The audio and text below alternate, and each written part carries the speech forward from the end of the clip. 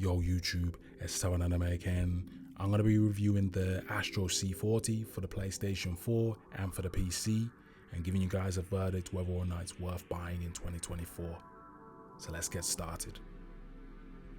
With the Astro, it comes with a travel case with all the accessories to adjust your analog sticks, the screwdriver to take out the faceplate and position your joysticks. You can get 2 sets of grip types for your thumbsticks and 2 sets of long sticks. I personally use the clear shaped ones because my hands are already ashy and dry, so my gym hands are going to get grip regardless. The analog sticks are very smooth. You don't get much resistance when you are navigating around with your thumbs compared to the PlayStation controllers I've experienced.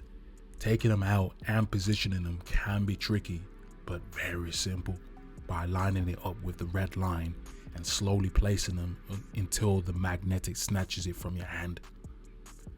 PlayStation layout is my preference, so I don't see myself messing with these anytime soon, but it's nice to have these options for the gamers.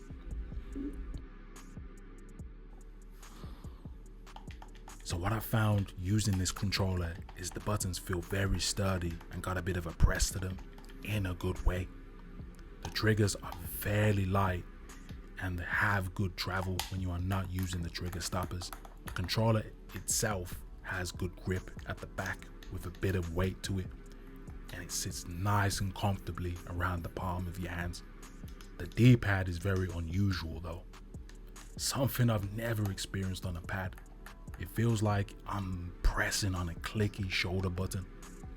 It doesn't have a pivot, it doesn't have any motion, so if you're into fighting games, it does have its uses if you are a precision presser. If you are into charge characters, let's say in Street Fighter, you'll get some sort of use out of it. But if you are into motion characters like me that roll your thumb around the D-pad, I wouldn't recommend it if it's your main priority is to get this for fighters. The software is packed with all the features you need though, such as changing the button layout, adjusting the sensitivity on the joysticks and the triggers. It also has audio settings to tune the hertz frequency to your preference. Keep in mind you have 2 profiles built into the controller, but you can create multiple profiles on the software and just sync it in game. Like, this is the business, man. This is the business. You can remap the button on your controller without using any software. You simply press and hold the back button for 5 seconds. Once you touch 5 seconds, you'll feel some sort of rumble and an LED at the face of the controller just keep flashing continuously. This is telling you what button to map. Once you've chose the button you want to map, it rumbles again with some vibration. And this is where you're going to choose what button you want to map it to. So what do I think of this controller? The cons. They could have included an extra D-pad attachment for the controller. Just gives us more preference of what D-pad we want to use in certain genres, because it feels limited towards shooting games and driving games. With shooting games, I can see its uses for selecting your weapon.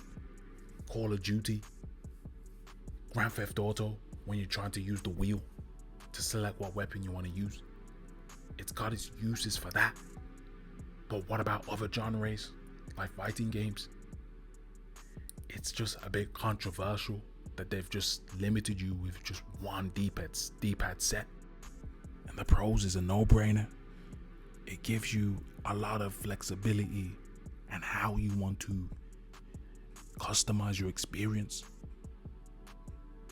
It's so welcoming for guys like me with large hands. It's comfortable with the grips at the back. It's got decent weight on top of that. Decent battery life of 12 hours.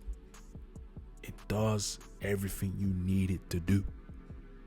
I highly recommend one of these, as you can be able to get one used for almost the same price as a DualSense. And till this day, they are still releasing PlayStation 4 games. One day, this controller will be a relic.